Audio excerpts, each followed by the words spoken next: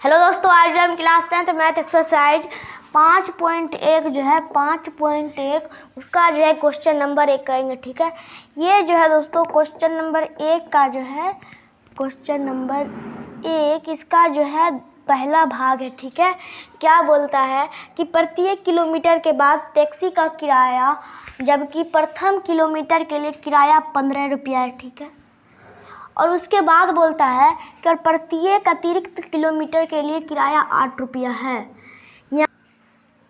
तो दोस्तों अब जो देखिए क्या कहता है कि पहला किराया 15 रुपया जो हम फर्स्ट किलोमीटर चलेंगे, यानी अगर हम एक टैक्सी से 1 किलोमीटर चले तो हमारा 15 रुपया लगा। ठीक है, अब हम प्रत्येक अतिरिक्त यानी अगला जो किलोमीटर चलेंगे, अगर मान लें कि हम 2 किलोमीटर चले तो हमारा 15 + 8 अतिरिक्त बोलता है। ठीक है, अतिरिक्त मतलब ज़्यादा, तो प्रत्येक ज़्यादा किलोमीटर के लिए किराया 8 रुपया है।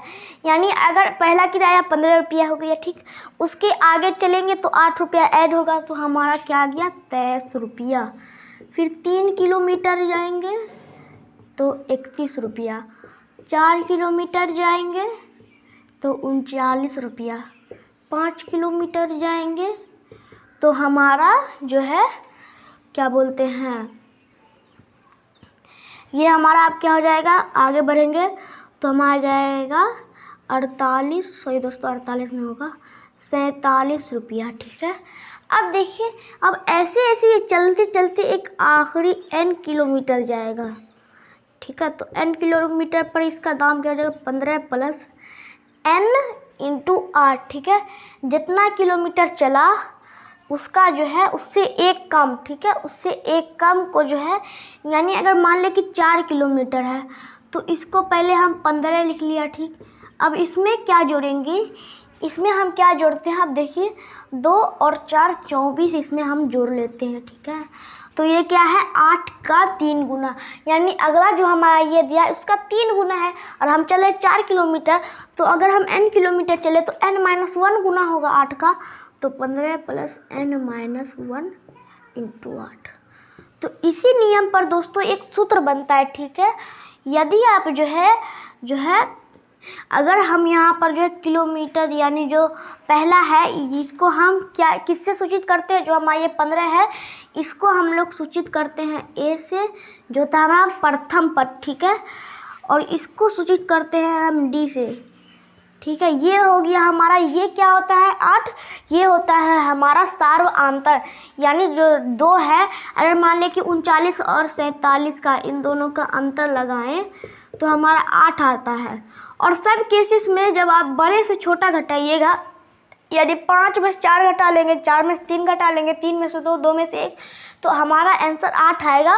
तो ये समझ जाइए कि ये जो है AP में है, और इसका जो ये जो 8 आता है बार बार वो सार्वआंतर हो जाएगा। ठीक है, तो अब देखिए, अब हम इसको सूत्र कर लेते हैं। तो ये हमारा n किलोमीटर है। ठीक है, तो इसके लिए हमारा सूत्र क्या हो जाएगा, देखिए, यानी हमारा जो AP का ऑब्वियसली सूत्र क्या होता है AP। ठीक है, तो हम AP का सूत्र क्या लिख सकते हैं, अरिथमेटिक प्रोग्रेशन का सूत्र a + n - 1 × d। ठीक है, तो अब यहाँ पर हम समझ लेते हैं a d ये सब क्या है। तो हमारा जो a है वो प्रथम पद है। ठीक है, प्रथम पद, और हमारा जो n है वो अंतिम पद है। ठीक है, अंतिम पद, और हमारा यहाँ पर d जो है वो हमारा क्या है सार्वआंतर। ठीक है, क्या है सार्वआंतर। तो जो है हमारा एक सूत्र हमारा ये बनता है, ये हो गया हमारा जो है AP का सूत्र, जब जो है हमें AP को आगे बढ़ाना होता है, यानी हमने 5 स्टेप तक निकाला है, आप 3 और स्टेप निकालिए, तो इसके लिए ऐसे सूत्र का प्रयोग होता है।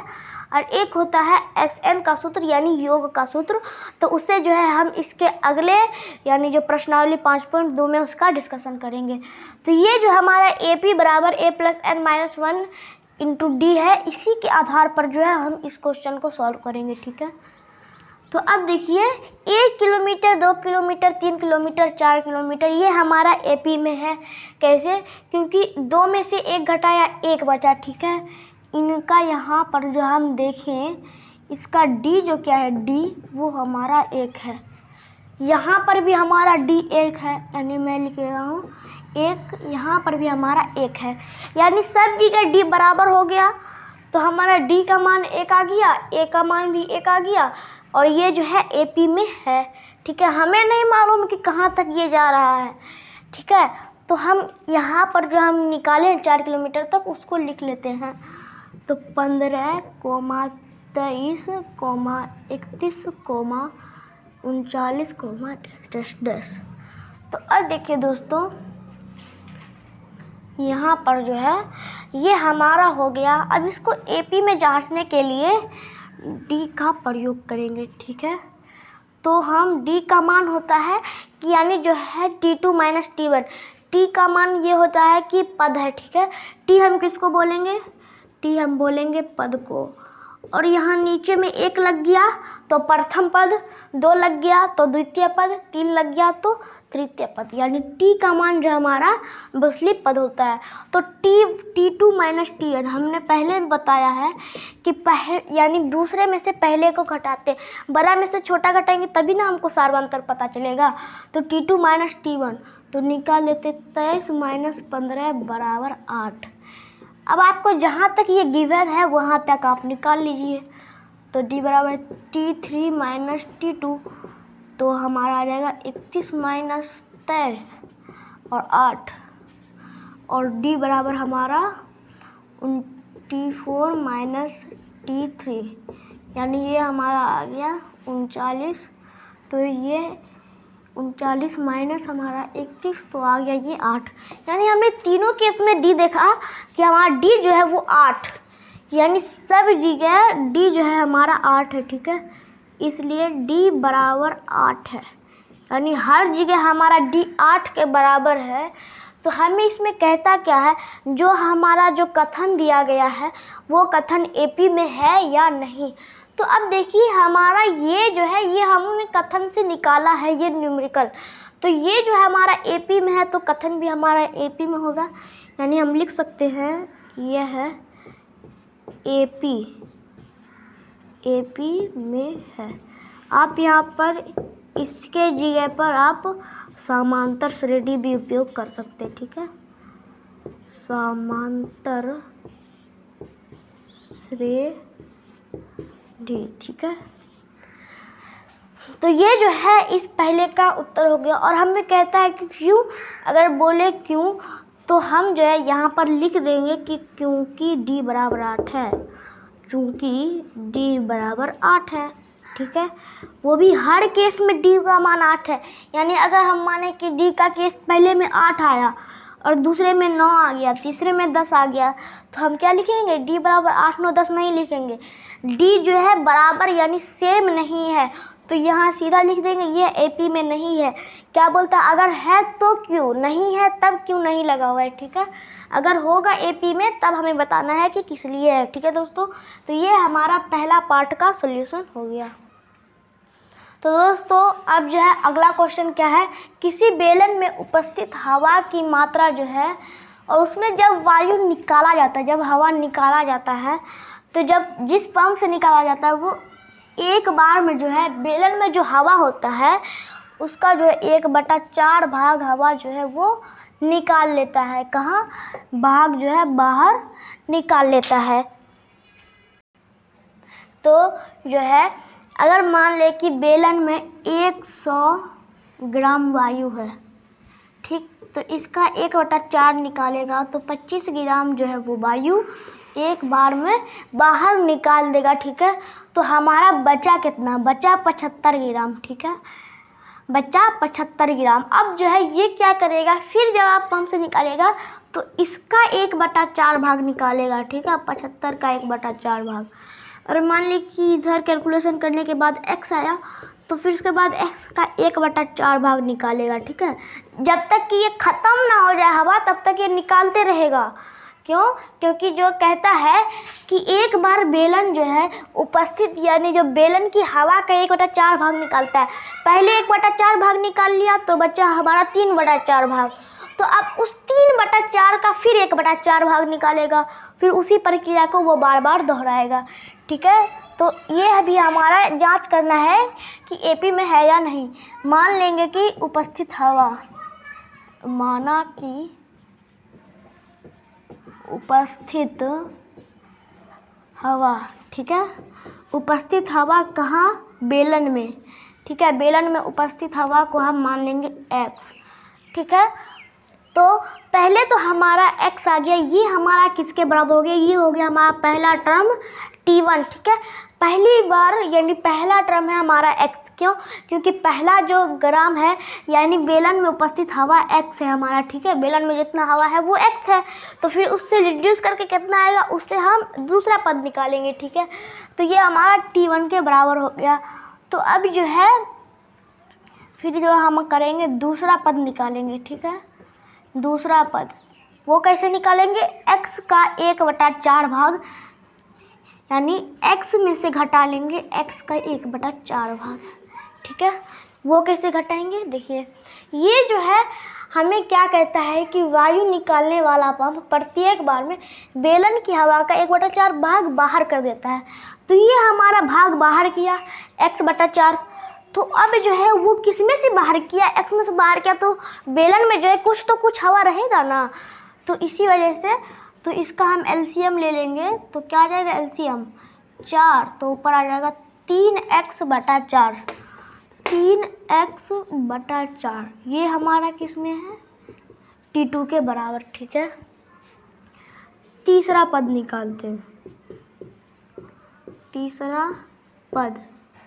ठीक है, तीसरा पद क्या आ जाएगा? अब देखिए, अब हमारा 3x/4 निकला है, तो इसका अब 1/4 भाग निकालेगा, तो इसी में ना घटाएगा 3x का 1/4 भाग।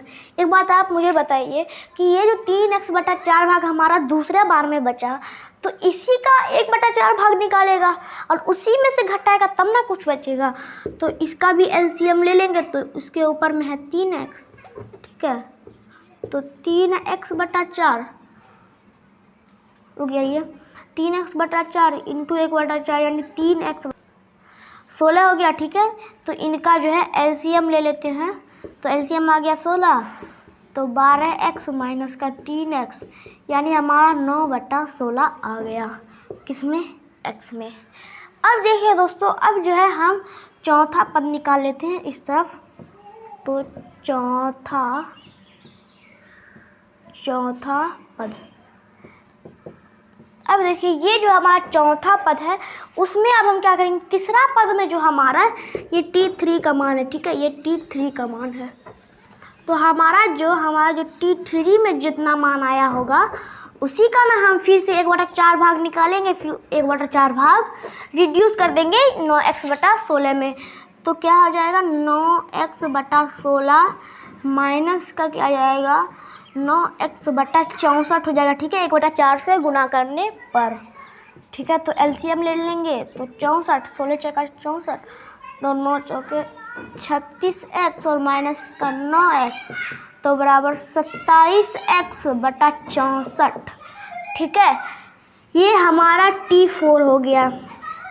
अब हम जो है ये देख लेते हैं हमारा एपी बना क्या? x, फिर उसके बाद 3x/4, फिर उसके बाद 9/16x, फिर उसके बाद 27/64x।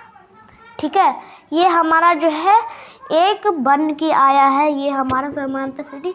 ये तब तक चलेगा जब तक जो है ये जो है पूरा हवा को ख़त्म ना कर दे।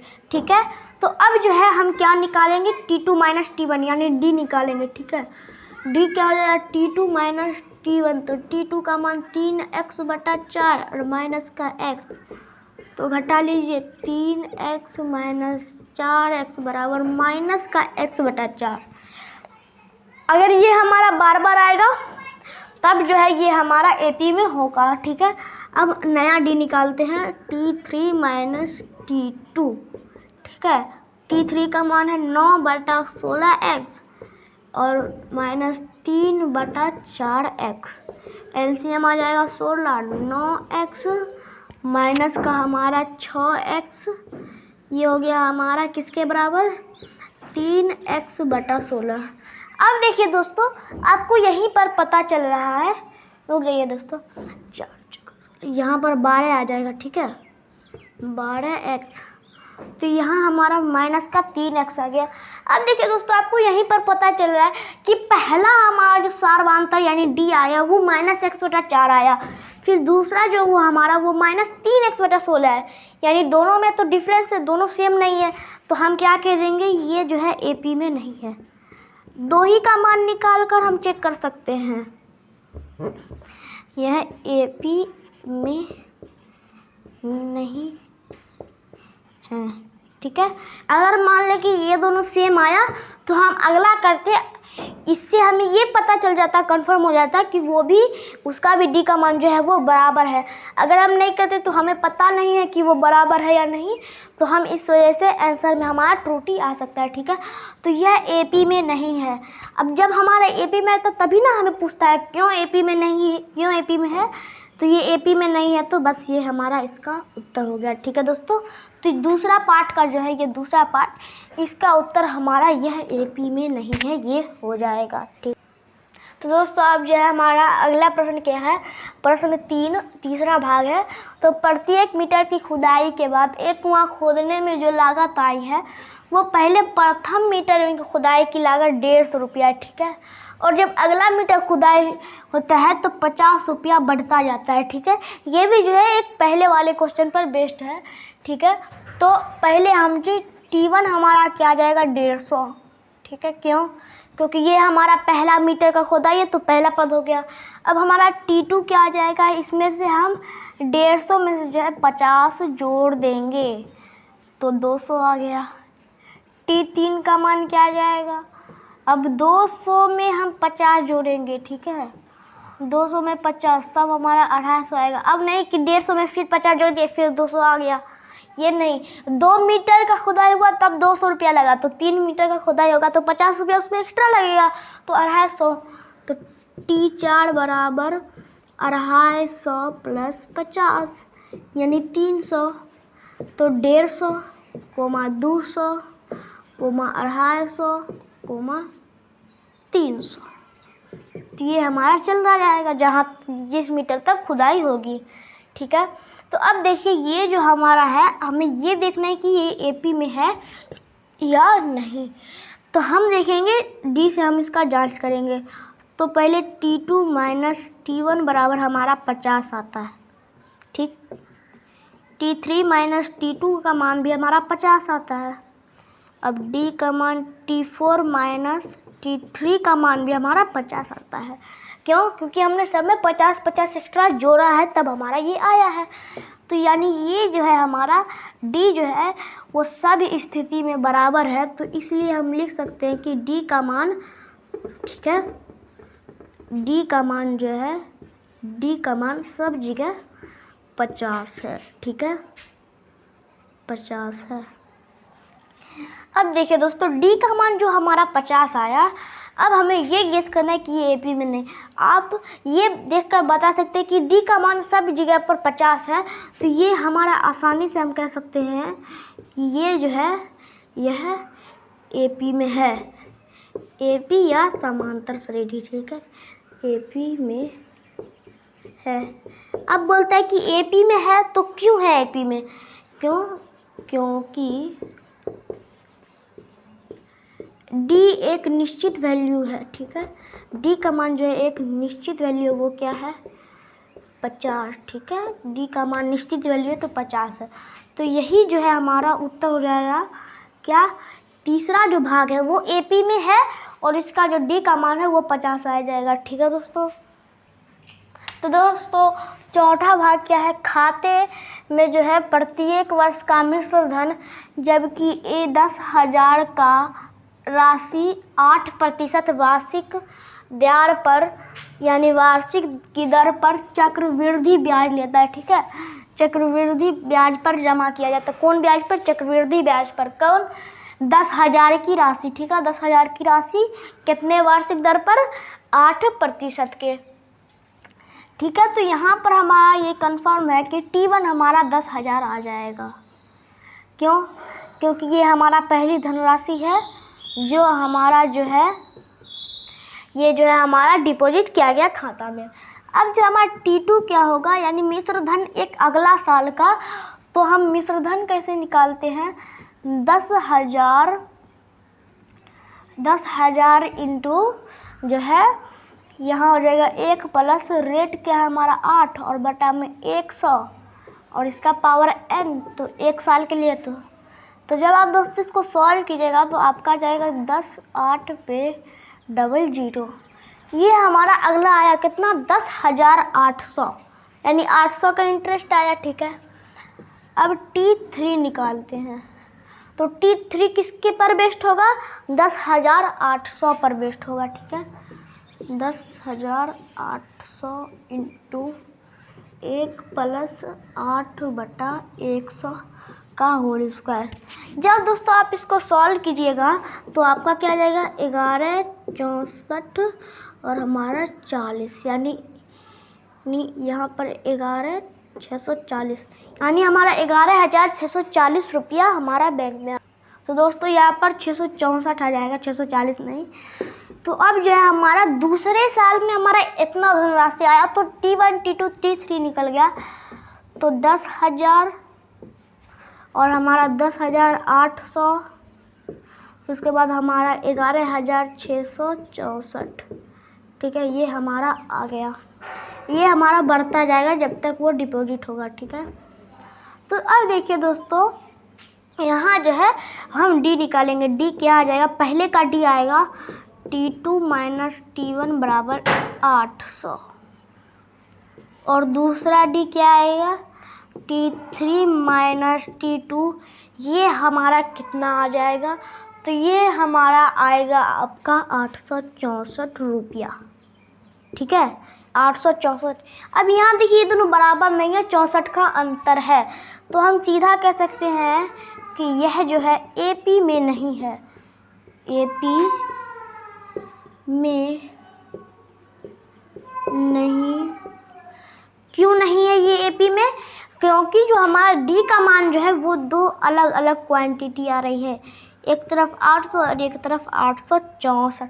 तो इसीलिए हम कह सकते हैं कि ये जो है दोस्तों हमारा AP में नहीं है, ठीक है दोस्तों। तो ये जो है हमारा इसका सॉल्यूशन हो गया, ठीक है दोस्तों। अब हमारा अगला प्रश्न है क्वेश्चन नंबर 2। दी गई AP के प्रथम 4 पद लिखे हमें, जबकि दिया गया है A दिया गया है, प्रथम पद दिया गया है और सार्व अंतर हमारा D दिया गया है, ठीक है। तो A का मान 10 और D का मान 10। ये तो अब हम इसको कैसे सॉल्व करेंगे? तो पहले हमारा A जो है वो प्रथम पद होता है, तो T1 भी हमारा प्रथम पद होता है, तो पहला पद हमारा 10 आ गया, ठीक है। अब हम जो दूसरा पद निकालने के लिए क्या करते हैं? इसमें जो है D को जोड़ देते हैं। तो 10 प्लस D यानी 10, तो ये हमारा आ गया 20। T3 T2 में 10 जोड़ देंगे, 20 प्लस 10 बराबर 30।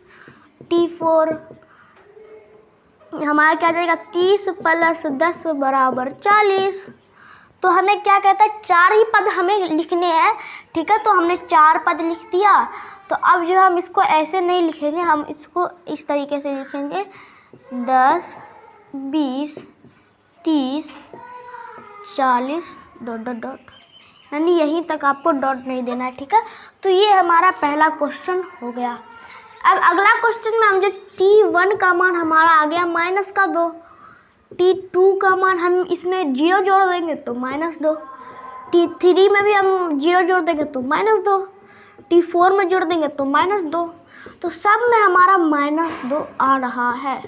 क्यों आ रहा है? क्योंकि हमारा जो D है वो 0 है, तो कुछ ऐड होगा नहीं, तो हर बार -2 आ रहा है। तो ये इसका उत्तर हो जाएगा और ये इसका उत्तर हो जाएगा।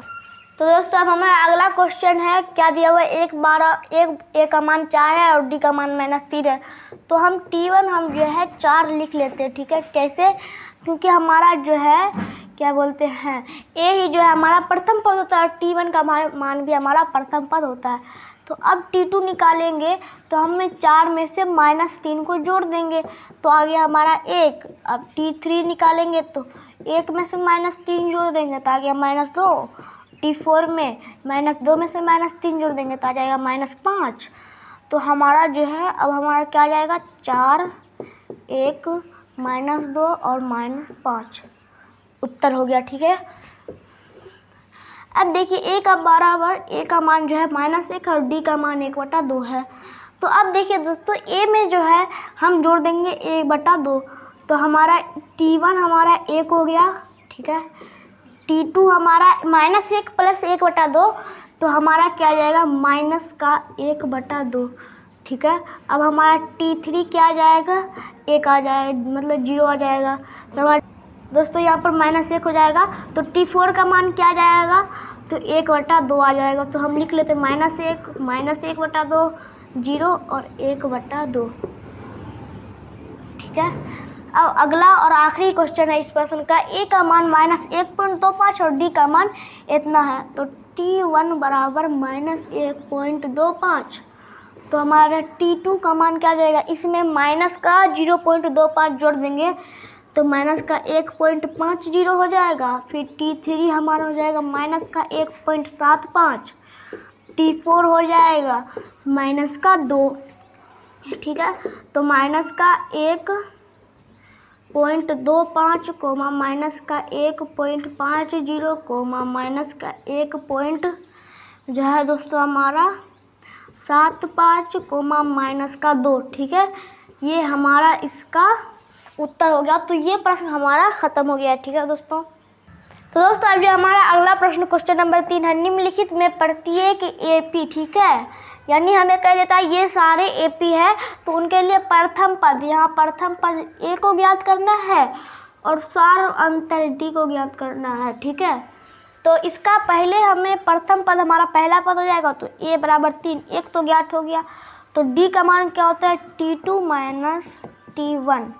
ठीक है, ये हमारा आ गया -2। ठीक है, -2।